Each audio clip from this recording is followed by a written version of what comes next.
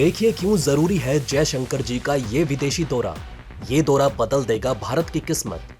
मौका देखते ही गर्म लोहे पर हथौड़ा मारने निकले जयशंकर। आग लगा दी है भारत ने। यूरोपियन यूनियन का रूस पर अब तक का सबसे बड़ा कदम। अब रूस को संभलने का मौका नहीं मिलेगा, केवल भारत ही बचा सकता है।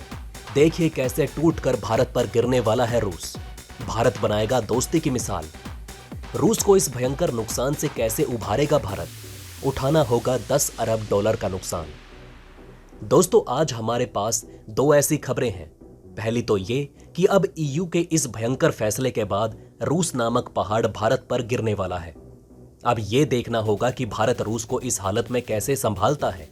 और दूसरी खबर जो ज्यादा जरूरी है वो ये कि कैसे मौका देखते ही विदेश मंत्री जयशंकर जी जिस विदेश दौरे पर निकल गए हैं, उस विदेश दौरे से भारत को दसों दिशाओं से फायदा होने वाला है। वो कैसे, आइए देखते हैं अपनी इस खास रिपोर्ट में। दोस्तों, पहली खबर पर चलते हैं, जहां यूरोपीय संघ द्वारा रूसी तेल पर प्रतिबंध लगाने की कंडीशन में राष्ट्रपति व्लादिमीर पुतिन को आने वाले समय में भारत और चीन पर भी अधिक निर्भर रहने की जरूरत पड़ सकती है। यूरोपीय संघ के नेताओं ने समुद्र में भेजे जाने वाले रूसी कच्चे तेल पर आंशिक प्रतिबंध लगाने पर सहमति व्यक्त की है और निर्यात की वजह से होने वाले राजस्व में आई भारी कमी से जूझ रहे पुतिन को इससे प्रति वर्ष 10 अरब डॉलर तक का नुकसान उठाना पड़ेगा। ब्लूमबर्ग में प्रकाशित एक रिपोर्ट के मुताबिक हालांकि रूस के प्रमुख यूराल क्रूड को यूरोपीय संघ के प्रतिबंधों से दूर रखा जा सकता है। यूराल क्रूड एक तेल ब्रांड है जो यूरोप में काफी लोकप्रिय था, लेकिन यूक्रेन युद्ध की वजह से रूस को अब इसके लिए एक नए खरीदार की जरूरत है, क्योंकि एशिया में भी इसके कुछ ही खरीदार मौजूद होंगे। ऐसे हालातों में चीन और भारत पर रूस की निर्भरता काफी बढ़ सकती है, क्योंकि इन दोनों देशों के पास अतिरिक्त बैरल लेने के लिए यूराल को संसाधित करने वाली रिफाइनरियां हैं। व्यापारियों ने कहा कि महीनों के लॉकडाउन से निकल रहे शंघाई के अपने पुराने दिनों में लौटने के साथ चीन की सरकारी और निजी रिफाइनरियां अपनी जरूरतों के लिए रूस से और अधिक तेल खरीद सकते हैं। हालांकि चीन और भारत वास्तविक रूप से कितना तेल खरीद सकते हैं ये कहना अभी जल्दबाजी होगी, क्योंकि संभव है कि इस पर एक सीमा लगाई जाए। दोनों देश पहले से ही रूसी तेल की रिकॉर्ड मात्रा में खरीदारी कर रहे हैं, जिसे यूक्रेन पर आक्रमण के बाद से यूरोप ने रूस से लेना छोड़ दिया है। गौरतलब है कि यूक्रेन पर हमला करने वाले रूस के खिलाफ सबसे बड़ा कदम उठाते हुए यूरोपीय संघ के नेताओं ने इस साल के अंत तक रूसी तेल के अधिकांश आयात को प्रतिबंधित करने का निर्णय लिया है।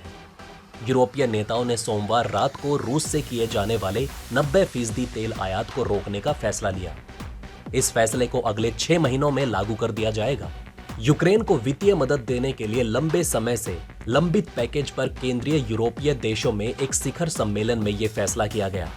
आइए दोस्तों, अब इसी खबर से जुड़ी दूसरी खबर की बात करते हैं, जहां रूस से तेल आयात को काफी ज्यादा कम करने के यूरोपीय संघ के फैसले के बाद भारतीय विदेश मंत्री पूर्वी यूरोप के दौरे पर रवाना हो गए। यूरोपीय संघ ने साल 2022 के अंत तक रूस से तेल आयात में 90% की कटौती करने का फैसला किया और यूरोपीय संघ के इस फैसले के बाद भारतीय विदेश मंत्री एस जयशंकर यूक्रेन युद्ध में जमीनी स्तर पर आकलन के लिए बुधवार की रात पूर्वी और मध्य यूरोप के लिए रवाना हो गए। रिपोर्ट के मुताबिक भारतीय विदेश मंत्री एस जयशंकर स्लोवाकिया के ब्रातिस्लावा और चेक रिपब्लिक के प्राग का दौरा करेंगे, जहां उन्होंने 2 दशक पहले भारतीय राजदूत के रूप में काम किया था।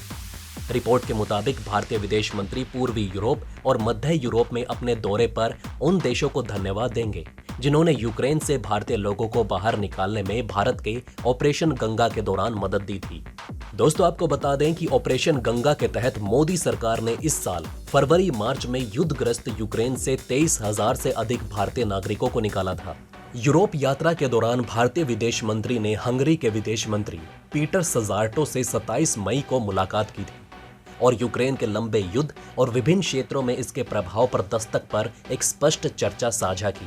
आपको बता दें कि हंगरी ही वो देश था जिसने भारत को पूर्वी और मध्य यूरोपीय देशों के साथ साथ यूरोपीय संघ के साथ लगातार जुड़े रहने की आवश्यकता से अवगत कराया था। रूस की सेना अभी भी पूर्वी यूक्रेन में ऑपरेशन को अंजाम दे रही है और डोनबास और लुहान क्षेत्र पर पूर्ण नियंत्रण स्थापित करने की कोशिश कर रही है, जिससे यूरोप के पूर्वी, मध्य और बाल्टिक राज्यों के लिए एक गंभीर सुरक्षा खतरा बन गया है, जिसमें पश्चिमी यूरोप के लिए हमेशा की तरह व्यापार होता है। जबकि युद्ध पर नजर रखने वालों का मानना है कि रूस यूक्रेन के पूर्वी हिस्से पर कब्जा करने के बाद कीव के साथ शांति के लिए बातचीत करेगा। साथ ही लिखित गारंटी की मांग करेगा कि यूक्रेन किसी भी हाल में नाटो में शामिल नहीं होगा। जबकि पूर्वी यूरोप का मानना है कि युद्ध को समाप्त करने में दोनों पक्षों का कोई प्रोत्साहन नहीं है। वहीं भारत ने भी अभी भी यूक्रेन युद्ध पर अपनी स्थिति न्यूट्रल बरकरार रखी है। यूरोपीय संघ के राजनयिकों ने कहा कि यूरोपीय संघ के नेता सोमवार और मंगलवार को ब्रसेल्स में एक शिखर सम्मेलन में रूस से तेल आयात पर प्रतिबंध लगाने के सैद्धांतिक रूप से सहमत होने के लिए तैयार हो चुके हैं। लेकिन रूसी तेल आयात पर कैसे प्रतिबंध लगाया जाएगा, इस पर फैसला आने वाले हफ्तों में लिया जाएगा। फ्रांसीसी राष्ट्रपति इमैनुअल मैक्रोन ने कहा कि हम रूस पर प्रतिबंध लगाने के छठे पैकेज की तरफ बढ़ रहे हैं। इस फैसले के मुताबिक रूस से तेल आयात पर 27 देश सहमत हो रहे हैं, जिसमें रूस से कच्चे तेल के आयात पर प्रतिबंध लगाने पर फैसला लिया जाएगा। आपको बता दें कि यूरोपीय यूनियन ने 2022 के आखिर तक रूस से आयात होने वाले कच्चे तेल पर बैन लगाने का फैसला किया, जिसके चलते अंतर्राष्ट्रीय बाजार में कच्चे तेल के दामों में आग लग गई। यूरोपीय यूनियन के इस फैसले के बाद कच्चे तेल के दाम $124 प्रति बैरल पर जा पहुंचे। ब्रेंट क्रूड ऑयल फिलहाल $123.8 प्रति बैरल पर कारोबार कर रहा है।